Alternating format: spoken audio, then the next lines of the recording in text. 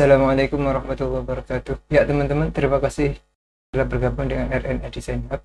Kali ini saya akan membahas mengenai jurnal pribadi, mengenai treehouse design. Jadi waktu itu ini adalah salah satu mata kuliah perancangan di Master of Architecture di Melbourne University.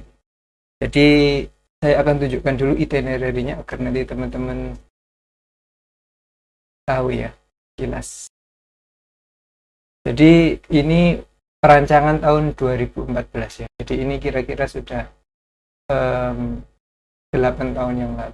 Tapi insya Allah ini masih relevan karena ini ilmunya ini banyak sekali yang bisa kita pelajari. Dan saya sebenarnya melakukan rekaman ini, tujuan saya adalah agar ilmu ini tidak hilang. Jadi saya itu ingin menjaga agar ilmu ini masih bisa dilihat dan dipelajari oleh teman-teman yang lain. Jadi kalau di S2 di Melbourne University itu kan 2 tahun ya. Jadi tahun pertama, tahun kedua. Jadi pas waktu di tahun pertama itu kita ada namanya studio C, terus semester kedua nanti ada studio D, semester ketiga ada studio E, dan yang terakhir nanti tesis.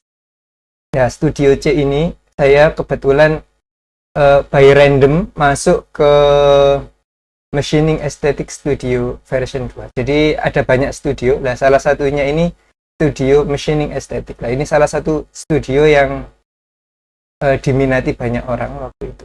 Jadi waktu itu memang kita dikasih 3 pilihan. Salah satunya saya memilih studio ini. Nah, kebetulan saya masuk di studio ini. Nah, jadi ini ada ini ya itinerary-nya ya. Jadi week pertama, week 2, week 3, week 4 sampai dengan week keempat. Ini untuk submission final ya. Terus nanti attendance-nya ini 15% partisipasinya, lalu untuk presentasi grupnya ini 55% dan jurnal individunya ini nanti 30%. Jadi ini kita ini dibagi ke dalam grup, terus nanti kita masing-masing orang itu harus membuat jurnal. Nah, saya ini presentasi tentang jurnal pribadi saya. Oke, kita mulai perkenalan ya. Jadi waktu itu saya kasih judul ini The Malleable Lattice Skin Treehouse, Tree as an Architectural Form Finding Machine. Jadi saya ini ingin share mengenai bagaimana proses kami waktu itu menjadikan pohon sebagai alat untuk mencari bentuk arsitektur. Jadi waktu itu kami dalam studio C tersebut, kami dibagi menjadi beberapa tim. Nah, salah satunya tim kami ini berisi saya sendiri, terus ada Jack Hinkson, ini orang Australia, dan ini Has Azman, ini orang Singapura, multinasional. Nah, satunya dari Indonesia. Nah, oke, lanjut aja. Jadi ini sudah saya bagi ke dalam beberapa bagian, mulai dari introduction, precedent study, fabrication, design brief, treehouse design, design topic, dan reflection dan appendix ya. Ya, jadi introduction-nya ini, jadi sebelum mulai perkuliahan waktu itu, jadi memang studio Machining Aesthetics ini, karena memang tutornya ini lulusan dari AA School London. Jadi beliau ini desainnya ini basicnya desain parametrik. Nah, waktu itu intinya di studio ini adalah bagaimana kita ini membuat sebuah penelitian, dan penelitian tersebut kemudian diaplikasikan ke dalam desain kita, dan desain kita itu syaratnya nanti harus bisa terbang. Challenge-nya di situ ya. Jadi studio ini yang kami kerjakan waktu itu adalah mencari sebuah metode konstruksi baru dan material exploration in architecture. Jadi waktu itu sebelum mulai studio, kami beberapa tim diberikan masing-masing punya studi kasus. Nah, waktu itu untuk tim kami diberikan studi kasus Weald and Downland Great Shell Museum. Jadi kalau teman-teman tahu ya, ini karya dari Buro Happold and Cullinan Architect. Jadi ini tahun 2002. Nah, Jadi yang unik dari Grid Shell Museum ini adalah dia ini materialnya dari kayu. Tapi yang paling unik ini adalah proses konstruksinya. Karena proses konstruksinya ini nggak biasa. Jadi dia itu metode konstruksinya. Jadi awalnya si strukturnya ini dia itu dibuat flat seperti ini. Ya, zoom. Dibuat flat seperti ini. Lalu dia dibikin anchor point. Jadi ada anchor point di samping-samping sini, termasuk untuk yang menjaga yang tengah ini. Lalu kemudian anchor point yang di samping-samping ini diturunkan ke bawah. Begitu nanti dia diturunkan ke bawah, dia dikunci lah. Jadilah dia grid shell. Nah, yang menarik ini adalah grid shell ini, terus kemudian untuk pengamannya nanti dia dikasih bracing ya, di sampingnya gini. Ini kalau teman-teman lihat ini elevasinya, jadi prosesnya dia itu pondasi ya ininya, terus habis itu strukturnya itu dia delay lurus gini, terus kemudian ditarik ke bawah sampai terus kemudian dia menjadi grid shell. Nah, yang menarik dari proses grid shell ini apa? Itu jadi ketika dia ini kan awalnya dia seperti ini ya, datar seperti ini. Jadi dia ini kayak gridnya ini semua jaraknya sama. Tapi ketika dia terkena beban, maksudnya dia kena beban dari samping ini, terus kemudian dia membuat yang namanya ini ya, membuat jarak. Jadi jaraknya ini berubah. Perubahan ini karena perubahan geometri terhadap beban yang ada di samping kanan kiri. Jadi force plus dengan geometri dan sifat material bahan itu. Makanya dia terus kemudian punya splaying effect. Jadi punya efek untuk terus kemudian dia bisa memecah seperti ini. Jadi gridnya dia berubah dari grid yang awalnya begini sampai dengan dia berubah sesuai dengan keadaan dari bentuknya strukturnya ini. Nah, terus kemudian dia agar untuk pengaman, agar dia nggak balik lagi, kalau bahasa Jawanya biar nggak jentat lagi, biar nggak balik lagi, maka dia terus kemudian dikasih ini ya, dikasih penahan. Nah, penahannya ini juga kayu dari samping ini. Jadi ini untuk penahan kayak semacam bracing gitu ya. Jadi yang awalnya dia ini yang gridnya kotak seperti ini jadi kemudian kayak segitiga gini. Karena dikasih penahan agar dia gak balik. Itu proses konstruksi yang menarik dari Grid Shell Weald and Downland Museum. Nah, jadi waktu itu untuk mempelajari tersebut, untuk mempelajari dari rule set apa yang ada di dalam grid shell tersebut, kami diberikan tugas untuk membuat mesin. Jadi pokoknya intinya bentuknya terserah, kotak, pokoknya yang paling penting kita dikasih ukuran waktu itu 30 cm kali 30 cm kali 30 cm. Jadi panjangnya 30 cm, lebarnya 30 cm, tingginya 30 cm. Jadi kotak. Nah, jadi waktu itu kami pertama kali setelah presentasi ini mempresentasikan mengenai dan membuat model mengenai Great Weald and Downland Museum itu, kami diberi tugas untuk mencari rule setnya bagaimana. Jadi logic thinkingnya si grid shell itu gimana sih? Nah, karena ini pelajaran ini ya parametrik ya. Jadi waktu itu ini yang kami pelajari, yang kami sintesa dari Great Weald and Downland itu, yang pertama ini rule set attempt 1. Jadi uji coba yang pertama. Jadi uji coba yang pertama ini, jadi misalnya kita ini punya kotak seperti ini ya. Kotak ini kita divide, kita bagi. Baginya ini nanti kita pakai slider, tapi yang paling penting ini kita bagi. Baginya terserah mau dibagi berapa. Cuman ini kasus ini masih dibagi menjadi 1, 2, 3, 4.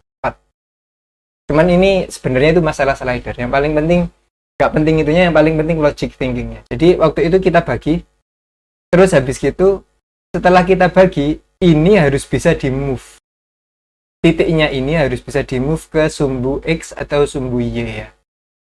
Waktu itu ini misalkan kita pakai yang sumbu X, maka yang sumbu Y. Kalau yang sumbu Y, maka yang sumbu X. Jadi terserah. Yang paling penting prinsipnya salah satu sumbu itu dibuat mati, terus yang satunya bisa digerakkan naik turun. Nah, terus kemudian setelah itu ini kita connect-kan, maka menjadilah bentuk yang seperti ini. Jadi ini percobaan pertama mengenai rule set yang kami lakukan. Ini grasshopper definition-nya. Ini untuk masalah teknis, ini masalah konsep. Saya nggak bahas masalah teknisnya, karena ini bukan tutorial untuk grasshopper ya. Nah, terus setelah itu kita uji coba rule set yang kedua. Jadi kalau yang tadi itu hanya di salah satu sumbu saja, maka ini yang rule set yang kedua ini kita bagi ke 3 sumbu, 3 dimensi, sumbu X, sumbu Y, dan sumbu Z. X, Y, Z. Jadi dia ini bisa naik, bisa turun, bisa ke kanan, bisa ke kiri ya, slidingnya ya.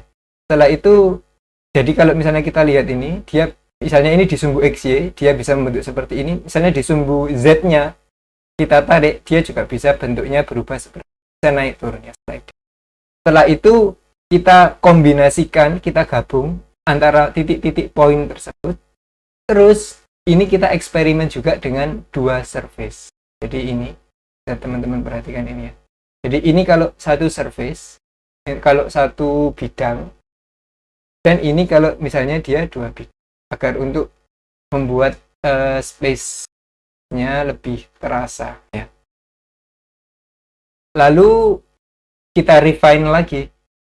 Sekarang kita coba kita coba menggunakan agar ada efek playing effect seperti yang di well dan downline tersebut. Maka ini kita menggunakan rumus sinus kosinus ya. Jadi kalau misalnya teman-teman tahu ya, yang kurva itu loh, kurva sinus kosinus tangen, nah itu. Jadi ini ketika kita coba menggunakan sine atau sinus itu, maka kita akan dapatkan yang namanya playing effect ya, seperti ini. Ini yang kita cari ya. Oke. Jadi akhirnya terus sudah ketemu rule setnya, maka kita kemudian memilih dari rule set tersebut logic thinkingnya. Jadi yang pertama kita nggak pengen cuman satu surface, karena kalau satu surface efek space atau efek ruangnya kurang, terbatas. Jadi kita bermain dengan 2 surface ya, bermain dengan 2 surface, jadi bisa di atas bisa di bawah. Lalu kita pengen ada efek playing effect ini seperti yang ada di Wild and Downland Museum, karena ini penting nanti kalau misalnya kita mau bikin opening atau itu yang terpenting. Maka kita kombinasikan kedua logika ini, maka terus kemudian kita lanjutkan lagi dengan bagaimana kita merealisasikan logik tersebut dari digital ke real. Jadi waktu itu kita bikin mesin ini, kotaknya ini dari balsa strip terlebih dahulu seperti ini. Terus kita uji coba ini menggunakan balsa strip. Bisa dilihat seperti ini. Jadi ini joinnya ini, kalau misalnya teman-teman lihat, ini dia nggak mengikat ya. Jadi masih antara satu strip dengan strip yang lain ini, dia masih bisa sliding kanan ke kiri ya. Jadi agar playing effect-nya itu masih terjaga. Cuman ini fix ya. Untuk yang sampingnya ini, edge-nya ini fix, kecuali di satu edge ini untuk kita testing agar bisa naik turun untuk mengetahui playing effect atau efek besar kecilnya gridnya ini ya, berubah. Oke, ini deflection testnya. Lalu kita juga coba pakai ini split reed strips. Jadi ini dari bambu, jadi bambu. Nah, bedanya karena bambu ini dia lebih fleksibel, maka dia space-nya ini lebih mudah untuk tercipta ya. Meskipun playing effect-nya nggak sebagus yang balsa strip yang tadi. Cuman yang ini yang kami temukan ini ada efek abstraknya ini yang kita pengen gali lebih lanjut. Terus akhirnya ini kita coba berbekal pengetahuan yang tadi, kita coba pakai material yang itu tadi, material yang split reed-nya tadi. yang bambunya tadi, cuman kita coba displaying effect. Terus kita coba pakai dua surface seperti ini untuk ngecek bagaimana kira-kira space atau ruang yang terbentuk dari kedua jenis surface ini ya. Lalu kemudian karena kita kurang puas dengan jenis materialnya, karena kalau pakai material yang terakhir playing effect-nya dia kurang bisa natur, maka akhirnya kita coba pakai material ini, polypropylene strip. Jadi kayak dari plastik ya, polypropylene, jadi kayak ya itu plastik tapi yang masih lentur-lentur. Terus ini kita coba dia bisa digerakkan tapi nggak manual, tapi ini kita coba untuk mengontrolnya secara lebih otomatis. Jadi akhirnya kita bikin kayak mesin seperti ini. Jadi ini di-connect, jadi semuanya ini kita tarik ya, jadi ini ada benangnya. Masing-masing ini benang ini naik ke atas, terus kemudian kita kendalikan dengan ini ya, dengan kotak ini, controller ini. Ketika kita rotate, ketika kita putar ininya, maka yang terjadi ini si surface-nya ini, maka dia akan bisa naik turun. Jadi kalau teman-teman lihat dari sini, begitu ini digerakkan ke kanan ke kiri, maka dia akan mengikuti kurva sinus ya. Jadi nanti dia bisa naik turun kayak bergerak. Dari situ kita pelajari bahwa secara natural material ini memang dia splaying effect. Jadi kalau penjelasan dari yang tadi itu seperti ini. Jadi misalnya kita ini katakanlah ini lokasi titiknya, koordinatnya ini misalkan secara abstrak dari tengah kita tarik, terus kemudian masing-masing titik ini kita bisa kontrol dari kotak controller ini.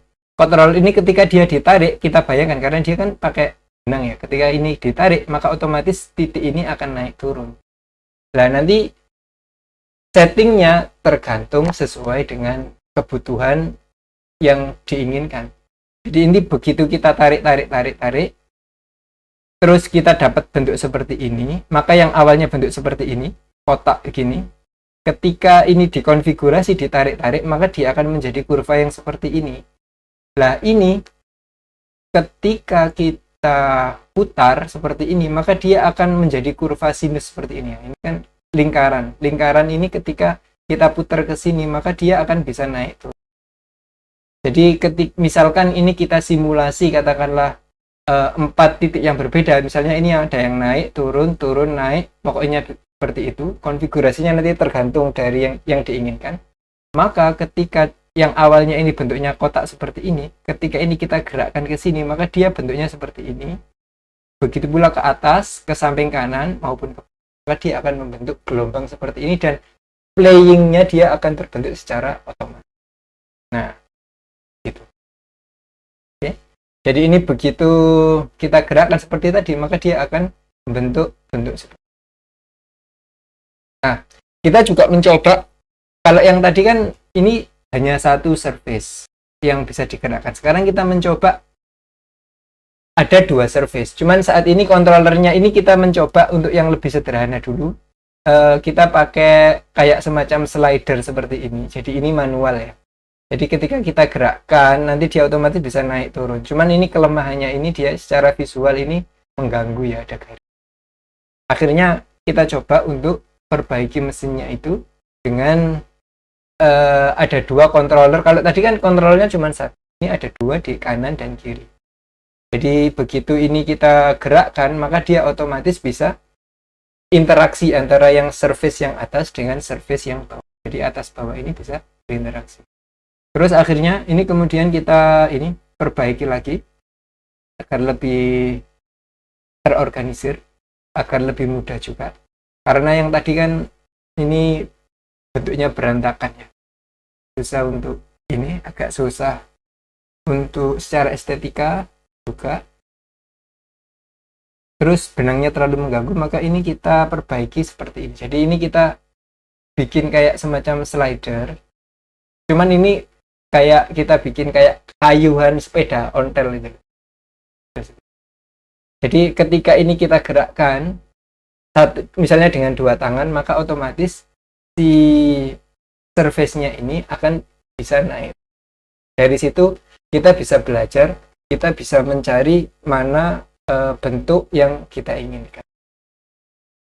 Nah, seperti ini mesinnya. Jadi ini planningnya, ini realisasi. Jadi ini lebih clean dibandingkan yang pertama tadi.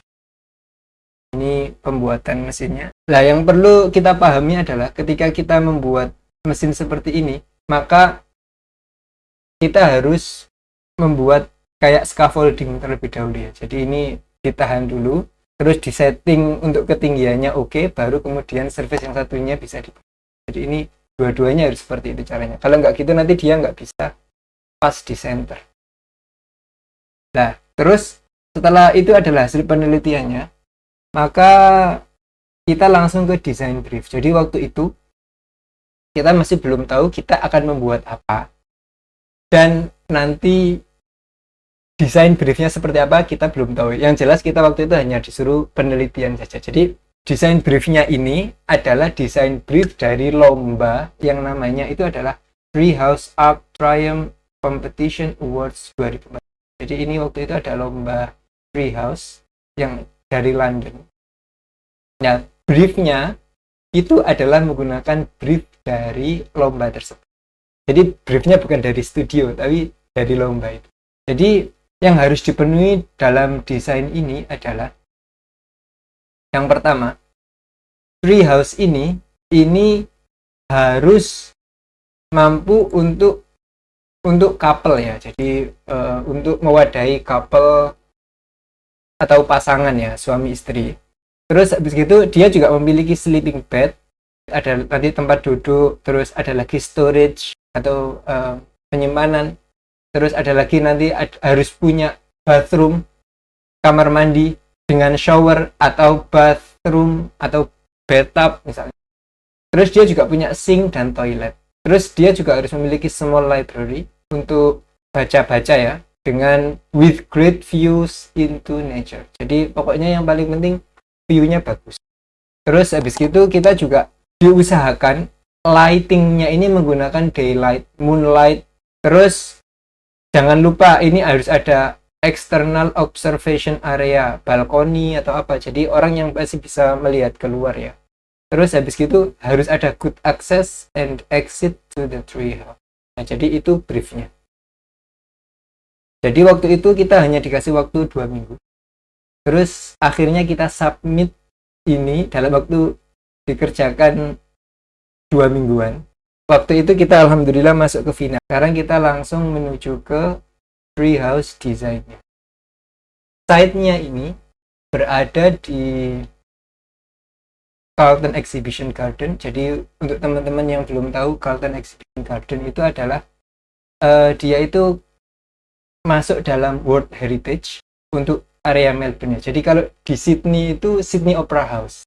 Jadi kalau di Australia itu yang salah satu yang masuk World Heritage itu kan Sydney Opera House. Terus kalau di Melbourne ini ya di sini di Carlton Exhibition Garden. Jadi dia ini taman kota luas gitu. Terus dia ada gedungnya seperti ini di tengah. Dia ini gedung wisuda kita ya. Terus bukan milik kita, tapi maksudnya biasanya kalau mahasiswa Melbourne University itu kalau ujian atau kalau wisuda ya di gedung.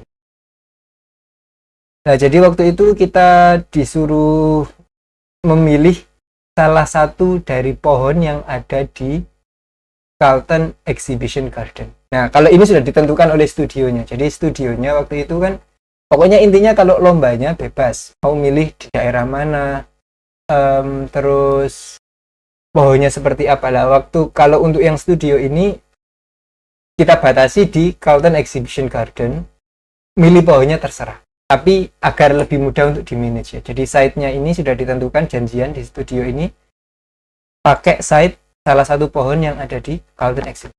Nah, jadi waktu itu kami lakukan penelitian dulu terhadap pohon-pohonnya. Jadi karena di situ kan pohonnya banyak ya. Yang perlu diperhatikan dalam pemilihan pohon ini adalah yang pertama, kita nggak mau kalau misalkan hanya ada small space seperti ini. dalam pohon. Jadi kalau ada ruangan yang terlalu kecil, kita nggak mau karena tidak bisa mengakomodir desain hasil penelitian kita tadi yang dua surface itu. Nah, kita juga nggak mau kalau di pohonnya itu tidak ada sama sekali space. Nah, kalau untuk kita juga nggak mau kalau misalnya ada huge space, ada ruangan besar seperti ini pohonnya, tapi batangnya ini terlalu dense, terlalu padat. Kita juga nggak mau karena kalau batangnya itu terlalu padat, maka tidak bisa mengakomodir space yang kita butuh. Akhirnya setelah kita mencari sana sini, lah kita dapat satu pohon di titik ini, yang mana pohon ini itu sesuai dengan kebutuhan yang kita inginkan. Karena yang pertama ada huge space within branches, jadi antara batang-batang itu terdapat ruangan yang besar. Terus habis gitu batangnya dia nggak terlalu dense atau nggak terlalu padat, jadi masih memungkinkan untuk dikasih struktur yang kita inginkan sesuai dengan hasil penelitian kita. Challenge-nya di situ. Oke. Next. Nah, terus langkah selanjutnya adalah kita harus modeling pohonnya karena harus terukur, karena ibaratnya pohon itu adalah site atau topografi dari bangunan kita. Karena ini rumah pohon. Kalau bayangannya kalau di ini ya, kalau kita di gedung-gedung itu kan kita harus melakukan mapping tanah kan. Nah, mapping tanah, topografi atau apa lah. Kalau ini karena kasusnya ini adalah tree house, maka kita harus melakukan mapping tanahnya itu apa ya, pohonnya itu. Makanya kita harus mapping detail. Jadi waktu itu teknik yang pertama kita gunakan, kita ini menggunakan manual modeling. Jadi manual modeling ini ya itu kayak kita pakai laser, diukur jaraknya, terus digambar. Cuman ini hasilnya kurang akurat ya. Karena kita memang bisa mengukur ininya, tapi untuk sudutnya ini yang kita, sudut branch-nya ini yang kita, keterbatasannya di situ. Tapi untuk secara jarak ukuran ini akurat. Cuman untuk branching-nya ini, sudutnya ini yang tidak akurat. Nah, terus kita juga nyoba aplikasi gratis dari 123D Sketch waktu itu dari Autodesk. Ini free, cuman ini dia harus diupload ke server, hasilnya seperti ini, nggak bisa. Terus akhirnya kita mencoba pakai photogrammetry. Jadi ini waktu itu kami pakai photo modeler scanner. Teman-teman bisa pakai yang open source ya, seperti Mushroom, bagus sekali, di advance lah. Cuman waktu itu saya belum tahu mengenai open source, jadi ya baru tahu ini aja. Nah, jadi waktu itu cuman memang ada license trialnya sih. Jadi untuk ini modeling di photogrammetry biasanya kita ini disuruh untuk kalibrasi terlebih dahulu. Jadi waktu itu ini calibration sheet-nya, jadi kita harus foto dari banyak sudut gitu agar tahu, oh ini kameranya ini dia focal length-nya berapa, kita bisa tahu. Nah, begitu ini sudah, baru kita begitu ini udah berhasil, maka sekarang kita mulai dengan mapping pohonnya ini. Mapping pohonnya ini waktu itu saya ngambil foto 27 titik lokasi ya. Jadi waktu itu ada 27 foto 360 derajat seperti ini. Begitu fotonya ini sudah dikalibrasi, terus dimasukkan ke programnya. Jadi ini program fotogrametri apapun, itu nanti kita bisa dapat namanya adalah kayak semacam point cloud. Jadi point cloud itu titik-titik seperti ini. Nah, titik-titik ini yang membentuk space-nya. Jadi begitu nanti kita kasih garis-garis seperti ini, garisnya ini otomatis sudah dikalibrasi antar foto sehingga dia membentuk koordinat 3D yang akurat. Untuk meshing-nya sendiri ini kita pakai Rhino. Jadi begitu kita sudah dapat point cloud-nya seperti ini, lalu kita juga sudah dapat sumbu dari atau diameter ya, aksis dari batangnya seperti ini, maka terus kemudian langkah selanjutnya adalah tinggal kita cari diameter masing-masing batang. Nah, diameternya ini bisa kita ketahui dari fotomodeler atau dari fotogrametri yang telah kita lakukan. Lalu setelah itu tinggal kita loft, maka jadilah pohonnya. Nah, untuk disclaimer, ini pohonnya kita nggak perlu model semuanya, karena yang perlu kita modeling hanyalah bagian yang struktural, dalam artian karena nanti struktur rumah pohon kita itu akan menempel di pohon ini, maka sudah dirasa cukup ketika kita sudah bisa memetakan struktur utama yang akan menopang dari pohon, struktur rangka rumah pohon. Jadi seperti itu. Makanya kita nggak perlu modeling detail sampai ke dahan yang kecil-kecil, karena dia nggak struktural. Jadi setelah kita sudah dapat modeling pohon, terus kita sudah dapat konsep dari penelitian yang telah kita lakukan sebelumnya, sekarang kita tinggal bikin design iteration ya, jadi di prosesnya. Jadi kalau kita ini recap kembali yang telah kita pelajari sebelumnya, jadi Wild and Downland itu adalah satu-satu yang planar seperti ini. Terus kemudian dia dikasih beban samping force atau gaya di samping kanan kiri ini, tengahnya ini enggak ditahan, maka dia akan jadi grid shell seperti ini. Nah, sementara di penelitian kita yang sebelumnya kita menggunakan dua horizontal line. Kalau di Wild and Downland ini kan grid shell diagramnya ini kan cuma satu, sementara yang di penelitian kita yang sudah kita pelajari kita dapat dua.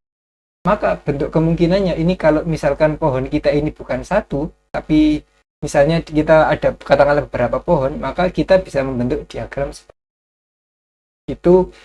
Kira-kira gambaran kasarnya yang dapat kita simpulkan dari penelitian kita. Nah, lalu langkah selanjutnya adalah kita bikin spatial diagram. Jadi diagram kita itu apa?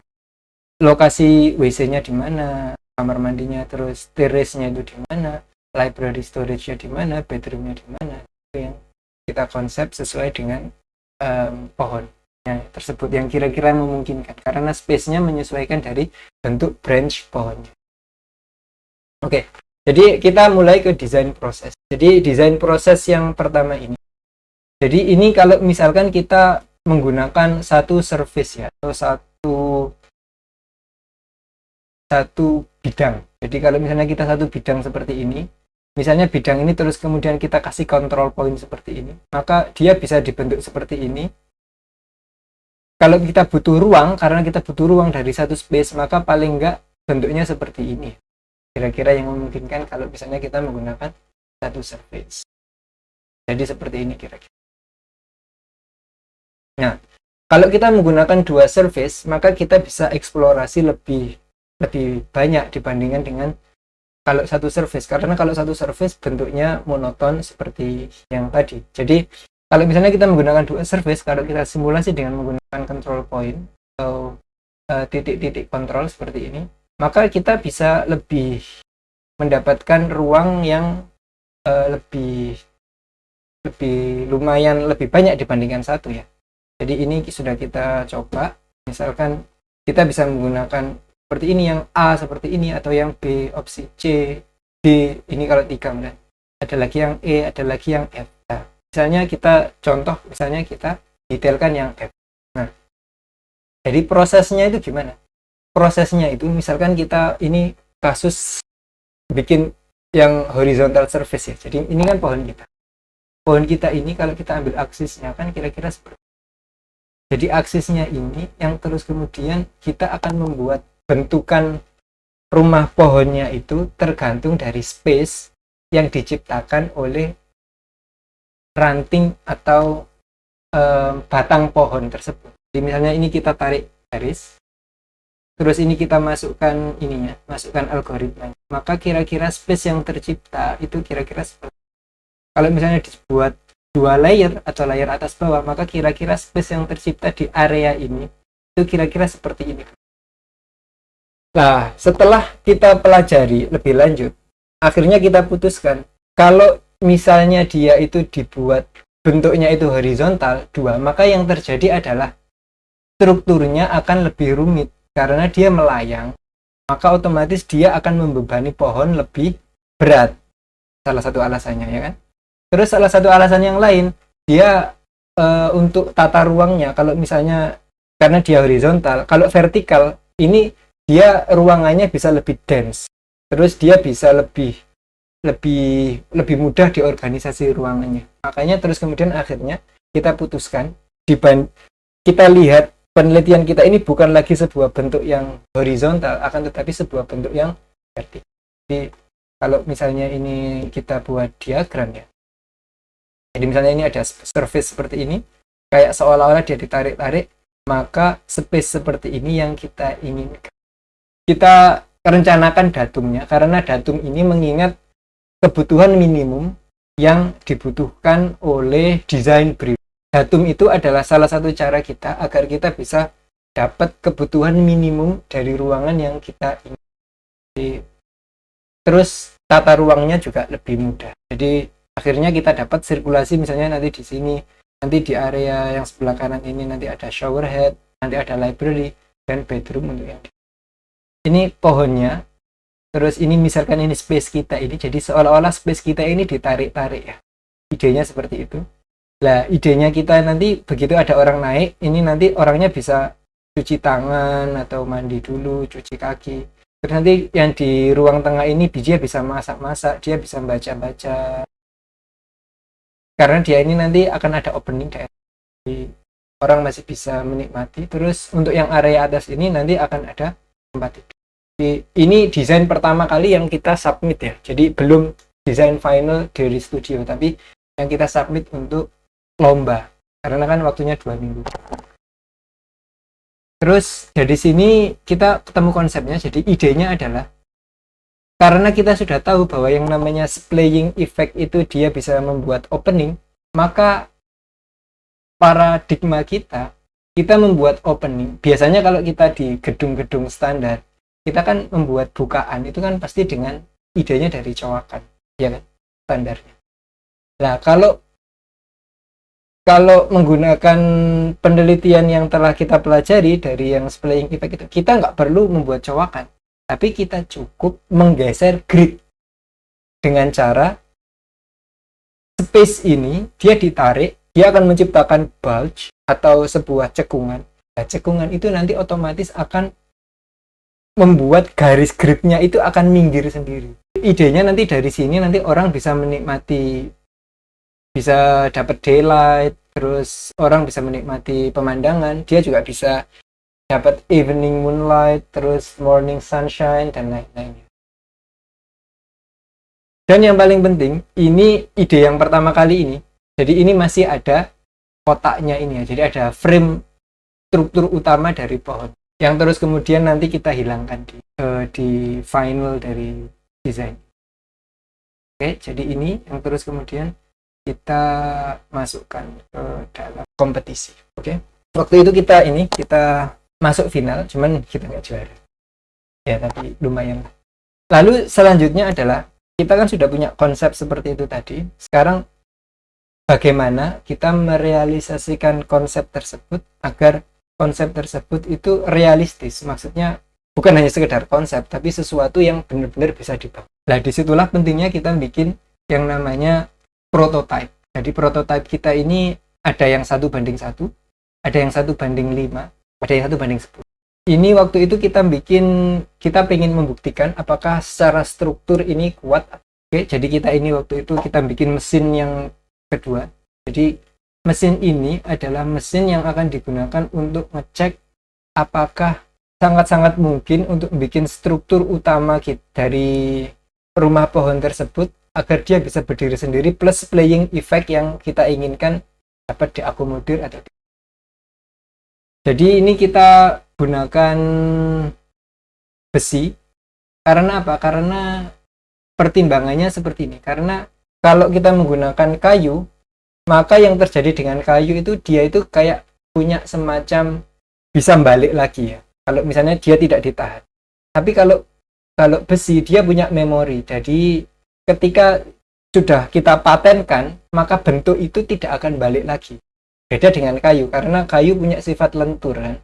jadi dia masih bisa balik lagi. Kalau besi memorinya, material memori dia lebih punya ini ya. Dan makanya terus kemudian dia bisa struktural, yang terus kemudian ketika dia sudah dibentuk, ketika dia sudah berhenti, maka dia bisa jadi struktur itu sendiri. Jadi dia tidak membebani di pohonnya. Nah, sebenarnya itu alasan kita kenapa kita terus kemudian pakai ya. Itu design choice sih. Nah, ini kita bikin mesinnya. Jadi ini kita uji coba. Kita tarik. Ini ada yang kita tarik, ada yang kita ini naik turun ya. Agar untuk kita mendapatkan ini bukaan atau opening di area sini. Oke, begitu berhasil, kita tes. Oh, ternyata memang begitu ini diambil. Jadi ini ibaratnya mesin cetakan ya. Ibaratnya ini mesin cetakan. Nah, begitu ini sudah terbentuk seperti ini, kita ambil, maka dia bentuknya nggak berubah. Beda dengan, kalau coba bayangkan kalau misalkan ini kayu, susah kan? Dia bisa bentuk ini untuk terjaga seperti ini. Makanya itulah terus kemudian kami waktu itu memutuskan untuk mengambil logic thinkingnya, tapi untuk materialnya kita nggak gunakan seperti Wilde and Downton yang pakai kayu, tapi kita pakai pertimbangannya karena itu agar material ini secara struktur dia punya kekuatan, terus dia ketika itu bisa diambil, jadi nggak perlu membebani si pohon. Oke, jadi ini coba deflection test waktu itu, tes bagaimana dia ini. Lalu tantangan selanjutnya setelah kita sudah punya konsep seperti itu tadi sudah. Nah, sekarang pertanyaannya adalah bagaimana sih detail join 1:1? Nah, karena dia ini kan harus mengakomodir bisa sliding ke kanan ke kiri seperti itu kan. Akhirnya kita bikin join system seperti U ini. Ini join system yang pertama. Cuman karena ini yang pertama, kelemahannya ini pas waktu di sudut U-nya ini sudut mati. Jadi keterbatasannya di situ. Makanya terus kemudian kita revisi lagi. Bentuknya kira-kira seperti ini, join system. Jadi dia masih bisa sliding, tapi dia angle-nya bisa 300 masing-masing sisi. Jadi kita sudah nggak terbatas lagi dengan ruangan mati dari sudut mati dari desain yang ini. Kita juga mikir gimana untuk menutupnya atau bikin covernya. Jadi untuk bikin covernya atau cladding sistemnya ini kita juga uji coba. Pertama kita coba pakai model kertas seperti ini, tapi ini kayaknya kurang efisien. Terus kita coba buka bikin cladding seperti ini. Jadi kayak kalau teman-teman tahu kayak sirap mungkin kayak sirap. Nah, cuman bukan sirap, cuman logic thinkingnya seperti itu. Jadi ini dia overlapnya ini kalau misalnya kita bikin overlap 3/4 shinglesnya ini, si penutupnya ini kalau setengah dari panjangnya. Jadi seperti itu. Terus kita uji coba karena kita pengen efeknya itu dia blending. Kita pakai metal tapi efeknya itu blending dengan alam. Kita pakai metalnya ini jenisnya ini pakai copper ya, itu tembaga. Soalnya kalau tembaga itu lama kelamaan dia hijau. Kalau misalnya dia kena, jadi waktu itu ini kita coba pakai asam. Ini kita kasih asam kopernya ini, maka dia menjadi hijau. Dan warna hijau ini yang kita inginkan untuk treehouse. Oke. Jadi ketika ini kita gabung, kita tempelkan di grid kita, gridnya si struktur utama tadi, kira-kira jadinya seperti. Oke. Nah, jadi kalau misalkan ini kita 1:1 prototipenya seperti ini. Jadi ini untuk gridnya, ini untuk join sistemnya, dan ini untuk penutup shingles. Jadi ini pakai kawat ya, pakai kawat. Terus ini dibaut agar dia enggak gerak. Oke. Nah sekarang kita bikin, itu kan kita sudah ketemu detail 1:1 nya. Sekarang kita coba bikin pohon tapi skala 1:10 dari modelnya. Apakah visible dan bisa dilakukan? Oke. Jadi ini kita bikin pohonnya. Jadi ini kita las. Jadi dari 3D yang digital itu. Terus kita buat versi versi realnya. Terus karena kita pengen menghilangkan dari struktur ini ya, struktur yang berdiri tadi, maka kita juga mengintroduce yang namanya internal space. Jadi internal space ini tujuannya itu jadi dia pertama sebagai struktur untuk penahan antara kedua server. Yang kedua, dia juga bisa berfungsi sebagai datum atau cetakan dari space yang kita inginkan sesuai dengan diagram yang telah kita gambar sebelumnya. Jadi untuk cetakannya ini kita waktu itu bikin cetakannya terlebih dahulu, terus kemudian dari cetakan ini, jadi ini cetakan space-nya yang kita inginkan. Terus barulah kita pasang besi yang untuk dicetakan itu. Jadi kalau misalnya ini skala 1:1 ya dilas. Cuman ngelasnya ini pakai cetak. Space-nya kira-kira seperti itu. Jadi ini untuk atapnya nanti pakai seperti ini. Nah, jadi nanti hasilnya seperti ini ya. Jadi cetakan, jadi ini kan cetakannya, space-nya nanti jadinya seperti ini. Jadi pembaginya, internal space-nya nanti seperti ini. Jadi kalau ini untuk bathroom, untuk kamar mandinya. Ini untuk atap. Ini untuk integrated space. Jadi integrated space ini menarik karena dimana kita ini memblending semuanya jadi hanya di satu surface ya. Jadi satu surface tapi dia fungsinya banyak. Yang pertama, dia sebagai bench bisa. Yang kedua, dia sebagai lantai, floor. Yang ketiga, dia sebagai wall, structure juga bisa. Jadi antara sumbu X, Y, Z itu bisa jadi satu ya. A bench bisa, floor bisa, wall bisa, termasuk dia staircase structure juga di sini. Jadi ini adalah struktur utama ya dari desain kita. Jadi ini kita merge jadi satu ya di internal space ini. Nah ini pakai cetakan yang tadi.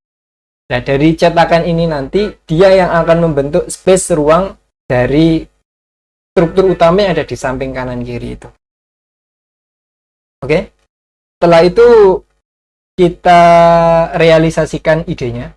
Jadi setelah pohonnya jadi, maka langkah selanjutnya adalah kita taruh dulu internal space-nya, cetakan dalamnya. Oke. Setelah cetakan dalamnya ini kita pasang, maka terus kemudian penutup samping kanan kirinya baru kita pasang, atau gridnya itu kita pasang. Terus gridnya itu kita mulai tarik-tarik seperti ini. Jadi ini untuk mensimulasi di dunia nyata kalau misalkan gridnya itu kita tarik. Nah, jadi ditarik seperti ini agar dia bulgingnya atau bendol efeknya itu ada ya. Karena memang itu yang kita cari. Karena dari situlah terus kemudian tercipta yang namanya splaying effect lah. Jadi seperti ini ya kira-kira ya. Kita bisa lihat ya. Nah, jadi gridnya ini yang awalnya uniform, yang awalnya ini sama, terus kemudian begitu dia terkena gaya atau tarikan atau pull and push force atau gaya tarik dan gaya tekan itu, terus kemudian gridnya ini atau kotaknya ini berubah bentuk ya berdasarkan dengan force atau gaya yang ditimbulkan oleh tarikan dan tekanan tersebut. Terus setelah jadi seperti ini, setelah space-nya ini sudah, sampingnya ini sudah terpasang seperti ini sudah terpasang, maka ini coba salah satu sisi ini kita cladding. Jadi ini begitu sudah jadi seperti itu, sudah ditarik-tariknya dia sudah fix, terus ini sudah kita kunci mati, terus akhirnya ini kita ambil satu ini bagian terus kita cladding. Begitu ini sudah kita cladding, oh ternyata shinglesnya ini, metode ini berhasil untuk mengcover semua permukaan. Nah, ini sampai yang terakhir. Itu ini selesai, maka jadilah seperti ini. Jadi ini sengaja memang kita bikin hanya satu permukaan saja yang di cladding sampai total, yang satunya lagi enggak. Karena untuk menunjukkan bahwa proses dari pembuatan rangka, pembuatan struktur dari rumah pohon ini adalah memang murni dari space yang terbentuk dari antara pohon itu dan ditarik. Memang itu idenya seperti itu. Makanya salah satu yang di finish, satunya enggak, untuk menunjukkan proses konstruksi. Jadi seperti yang kita bisa lihat di sini, jadi opening ini terbentuk murni karena memang sifat material yang kemudian gridnya itu ketika dia di bulging atau ditarik bendol besar, maka dia otomatis bukaannya juga tambah besar. Maka efeknya itu adalah yang kita cari untuk mendapatkan opening. Seperti yang bisa teman-teman lihat ya, jadi di sini. Jadi yang saya sebutkan tadi, awalnya kita ada yang namanya struktur rangka utama kan. Sekarang nggak perlu, karena apa? Karena rangka kita ini, kanan kiri ini ditambah dengan internal space, ini dia ini sudah sangat-sangat kuat untuk ban dia sendiri. Terus nanti di depan ini nanti kita kasih rangka agar dia nggak menahan terlalu berat pohonnya. Seperti ini. Jadi inilah kira-kira nanti bentuk jadinya ketika dia sudah termakan usia ya. Jadi dia bentuknya bukan koper lagi, bukan tembaga lagi, tapi jadi warnanya jadi hijau seperti ini, seperti simulasi yang kita lakukan di shingles yang sebelumnya. Dan itu memang efek yang kita inginkan agar dia ini blending dengan alam sekitar. Karena hijaunya adalah hijau yang otomatis tercipta ketika koper atau tembaga itu teroksidasi. Nah, sekarang ini final desainnya. Jadi ini seperti yang tadi. Ini detail banget ya. Makanya ini item-item ini kalau misalnya ini kita zoom, ini dia mesh yang sangat-sangat detail. Karena memang yang mesh yang tebal-tebal ini atau yang hitam banget ini memang kita bikin dense agar orang memang sengaja tidak di finish dikasih lantai. Memang kita pengen ya seperti itu apa ada. Jadi kita bikin dense agar nanti orang kalau jalan nggak kebawa. Nah, nanti jadi idenya nanti struktur utama rumah pohon ini itu hanya ada di sini. Jadi kita nggak merusak pondasi atau akar dari pohon tersebut ya. Jadi ini kita bikin selebar mungkin. Kita bikin lebar gitu aja kayak plat besi. Agar kita nggak merusak akar dari pohon ini, karena kalau dalam nanti takutnya mengganggu. Kita cukup plat gitu. Terus ini tangganya ini tetap pakai tangga. Terus nanti ini di sini ada tempat mandi ya. Jadi begitu ini orang ini naik, nanti di sini ada kamar mandi. Terus nanti dia bisa belok, ini kan ini ya, belok ke kiri ini ke kamar mandi. Kalau yang ke kanan ini menuju ke ruang atas ini. Dari bordesnya ini dia tanpa lantainya ya, benar-benar lantai ini, lantai metal ini. Terus ini untuk tempat duduk, untuk masak, untuk tempat santai, lounge. Tinggal dikasih yang empuk-empukan kalau misalnya mau tinggal cari bantal yang itu. Idenya gitu. Terus nanti ini orangnya tinggal pakai tangga untuk menuju ke atas. Tempat tidurnya di sini. Nah, dari tempat tidur ini nanti dia bisa ada tangga lagi. Nanti untuk ke rooftop. Jadi rooftop ini dia bisa melihat pemandangan. Terus dia dari kamarnya ini atau tempat tidur ini juga dia bisa menikmati dari alamnya. Dapat cahaya bulan, cahaya bintang, matahari. Ya, seperti itu. Idenya seperti itu. Oke. Jadi ini bathroomnya kebutuhannya 2 meter square. Terus kitchenette and library-nya ini 14 meter square atau 14 meter persegi. Bedroomnya untuk tempat tidurnya 6 meter persegi. Roof terrace-nya 16 meter persegi.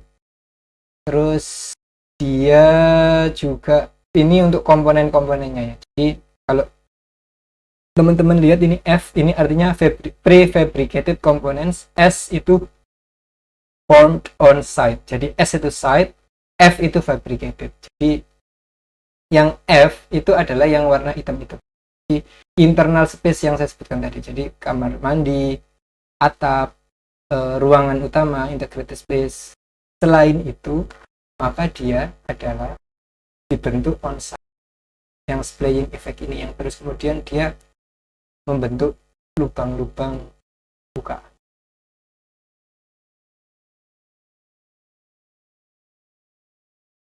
Nah, kira-kira seperti ini jadinya.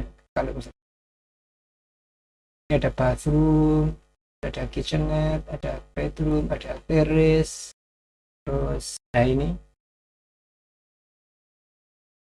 memang sengaja dibuat agar udaranya ini bisa masuk ya.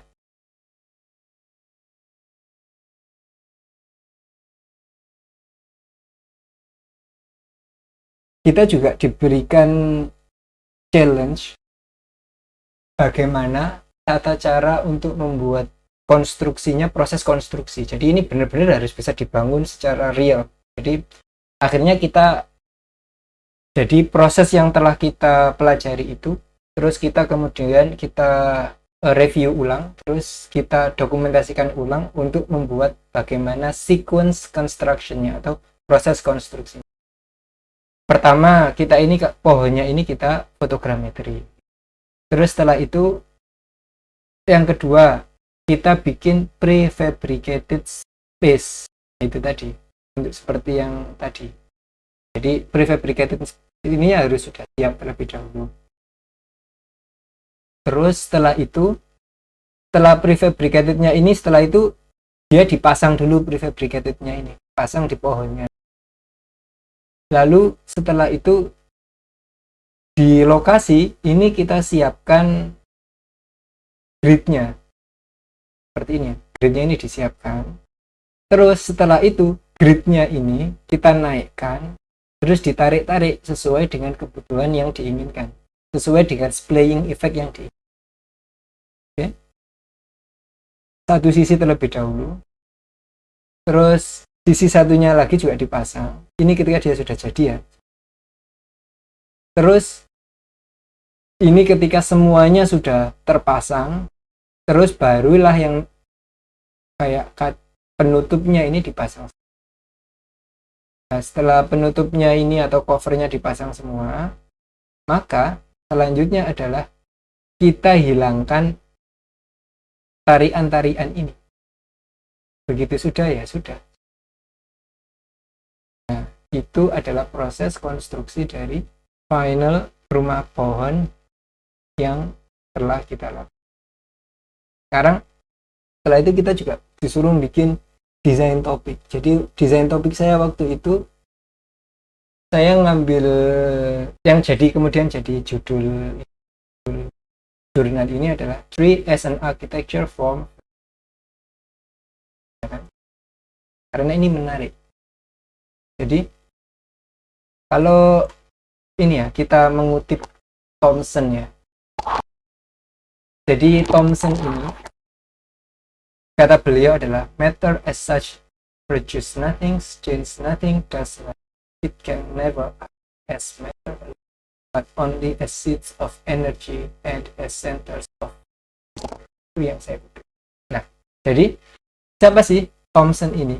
Darky Wentworth Thomson adalah seorang Skotlandia yang beliau itu menerima Nobel di dunia matematika biologi.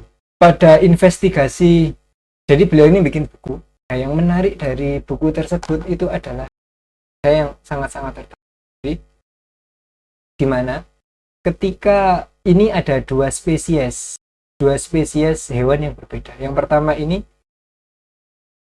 Agyropelesus olversi. Ketika kita gambar menggunakan grid seperti ini, kita gambar, terus kemudian ini itu kita kasih grid. Ketika grid ini kita mencongkan atau di shear, kalau misalnya teman-teman pakai Photoshop ya, itu kan ada yang namanya move, shear ya, ada rotate gitu kan. Nah, ini kalau kita shear, jadi bawahnya tetap, cuman atasnya ini kita geser ke kanan yang kira-kira 20 derajat mappingnya, maka dia sudah akan spesies yang berbeda, yang kemudian namanya adalah Ternoptix diaphana.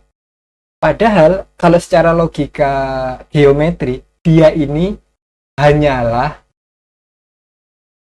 shear, atau kalau translasi beda. Kalau translasi itu kan dia ini yang ditranslasikan cuma satu bidang atas aja ke kanan 20 derajat, maka dia sudah membentuk satu spesies yang, nah itulah yang terus kemudian menarik. Karena apa? Karena ternyata alam semesta ini itu kalau misalnya kita pelajari lebih detail, itu antara satu spesies dengan spesies yang lain, yaitu perubahannya itu beberapa spesies dia itu hanya semacam kayak ada yang rotasi, ada yang translasi, ada yang rotasi dan lain-lain. Ini makanya itu yang menarik untuk saya kutip di kali ini. Nah, makanya terus kemudian penelitian beliau ini banyak mempengaruhi pemikiran-pemikiran arsitek. Salah satunya adalah Greg Lynn. Beliau ini ya seorang ya arsitek. Yang menarik dari Greg Lynn ini yang saya suka adalah bagaimana beliau ini mendiskusikan antara paradigma animasi dan sinema dan dengan gaya atau inersia yang ada di dunia nyata dan dunia virtual. Jadi gini, kalau misalnya kita belajar ini ya, kalau kita belajar space misalnya, atau pakai space itu kan 4D ya. Kita kan nggak bisa melihat space atau sebuah ruang itu sebagai hal yang 3D, karena ketika kita melihat space itu sebagai sesuatu yang 3D, maka logikanya space itu mati. Karena kalau 3D saja tidak ada vektor waktu x, y, z saja, maka dia detik 1 sampai detik tak terhingga ya tetap bentuknya itu, ya kan? Makanya terus kemudian kalau kita mempelajari space, itu pasti kita itu mempelajari space itu minimal dalam form atau dalam bentuk 4D. Meskipun nanti kalau misalnya pakai string teori atau apa, ada yang bilang 11 dimensi atau apa. Tapi intinya tetap 4D ini yang kita experience atau kita rasakan sebagai manusia, ruangan ini. Jadi ruangan itu nggak mungkin hanya bisa dinikmati secara 3D aja, pasti ada faktor waktu. Nah, faktor waktu ini terus kemudian menciptakan macam-macam. Nanti ada gaya itu misalkan ya seperti ini ya, misalnya ini kita bikin animasi ya, misalnya ya, paling gampang logikanya kita bikin animasi. Detik pertama ini bentuknya seperti ini, terus habis gitu kan kita kasih gaya untuk minggir. Detik kedua tengah, detik ketiga jadinya ini, maka dia otomatis jadi animasi. Nah, itulah yang dimaksud dengan gaya. Nah, Greg Lynn ini, beliau ini suka untuk melihat arsitektur itu sebagai sesuatu yang animate. Jadi bukan sesuatu yang fix berhenti di satu titik, tapi sesuatu yang kayak proses atau apa. Nah, itu yang menarik dari Greg Lynn. Teman-teman bisa baca lebih lanjut mengenai beliau. Macam-macam, nanti bisa gravitasi, ada gravitasi konsep. Pokoknya yang paling penting intinya itu adalah space itu sesuatu yang dipengaruhi oleh waktu, yang otomatis dipengaruhi oleh gaya. Karena perubahan itu dalam waktu itu tidak akan mungkin terjadi tanpa adanya perubahan gaya. Logis, karena contohnya gambar seperti ini. Ini benda ini nggak mungkin berubah seperti ini tanpa adanya gaya untuk merubah. Tapi bisa kita nikmati secara waktu. Makanya kalau misalnya kita di animasi ada namanya timeline. Ini kritik dari beliau ini aja. Beliau ini nggak sesuatu yang statik. Nah, jadi kalau berdasarkan dari kedua orang ini, Dalkey Thompson dan Greg Lynn, yang intinya seperti itu, maka dengan kita mempelajari Wild and Downland Great Museum ini, maka sebenarnya kita bisa belajar bahwa proses gaya yang menciptakan terbentuknya ruang itu adalah sesuatu yang kadang-kadang dalam mendesain arsitektur adalah sesuatu yang kita inginkan. Tapi kadang-kadang sesuatu yang kita inginkan itu dapat berasal dari sesuatu yang tidak terduga. Jadi ada predicted dari unpredicted. Jadi intinya seperti itu. Jadi karena apa? Karena di dalam proses konstruksi ketika kita melibatkan gaya, pasti ada saja yang namanya gaya dari alam yang bisa kita kendalikan, tapi juga ada beberapa yang tidak bisa, karena bisa jadi banyak faktor ya. Nah, jadi kalau misalnya kita pelajari yang dari Weldon and Downland Museum ini, kalau seperti yang diagram yang sudah saya sebutkan di awal. Jadi awalnya dia ini dari bentuk planar seperti ini, terus kemudian dikasih gaya. Tapi tetap ada pengakunya ini. Coba perhatikan teman-teman, ada cetakannya ini ya. Ada cetakannya. Tapi yang ini tetap ditarik ke bawah. Ditarik ke bawah sampai dia ditarik ke bawah sampai jadi itunya, tetap ada cetakannya itu. Terus baru dia di bracket mati di pinggirnya ini agar dia gak. Karena ini kasusnya gayanya ini dia nempel di tanah.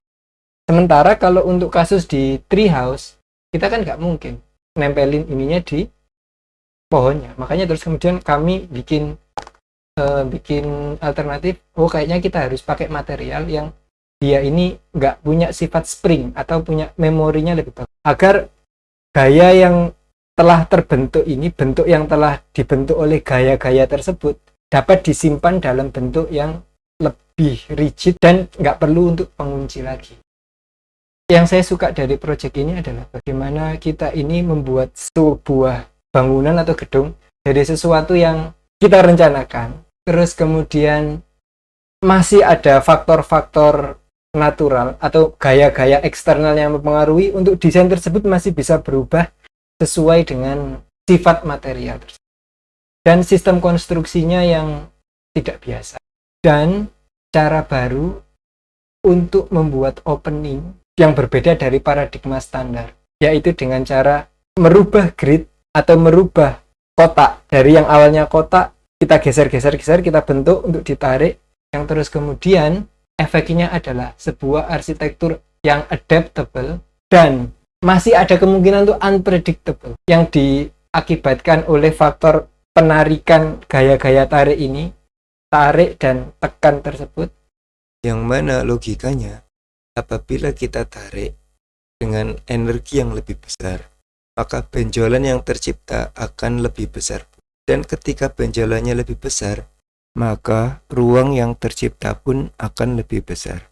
Dan ketika ruang yang tercipta lebih besar, maka otomatis lattice-nya atau jarak kotak gridnya itu akan lebih besar. Ketika jarak lattice-nya lebih besar, maka opening-nya atau bukaannya akan lebih besar. Dan ini adalah justru efek yang kita cari dari proses yang telah kita lakukan.